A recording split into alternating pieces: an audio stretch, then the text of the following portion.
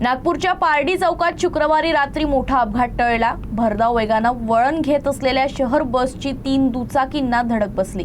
या अपघातात दुचाकीस्वार थोडक्यात बचावले असून कोणतीही जीवितहानी झाली नाही। मात्र या घटनेमुळे काही काळ परिसरात तणावाचं वातावरण निर्माण झालं होतं।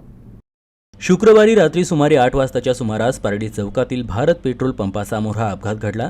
प्रत्यक्षदर्शींच्या माहितीनुसार एक शहर बस भरधाव वेगानं वळण घेत होती। त्याचवेळी भंडारा रोडकडून येणारे 3 दुचाकीस्वार चौकाच्या दिशेने जात होते। बसने अचानक वेगात वळण घेतल्यानं तीनही दुचाकी बसला धडकल्या आणि बसच्या चाकाखाली अडकल्या। सुदैवानं सर्व दुचाकीस्वारांनी प्रसंगावधान राखल्यानं कोणालाही गंभीर दुखापत झाली नाही। अपघातानंतर घटनास्थळी नागरिकांची मोठी गर्दी जमली। बस चालकाच्या निष्काळजीपणाविरोधात संताप व्यक्त करण्यात आला। त्यामुळे काही काळ परिसरात तणावाचं वातावरण निर्माण झालं होतं। या घटनेचा व्हिडिओ सोशल मीडियावर व्हायरल झाला असून माहिती मिळताच पोलिसांनी घटनास्थळी धाव घेत तपास सुरू केला आहे। अपघाताची नेमकी कारणं आणि बस चालकाची भूमिका याबाबत पोलिसांकडून चौकशी सुरू आहे।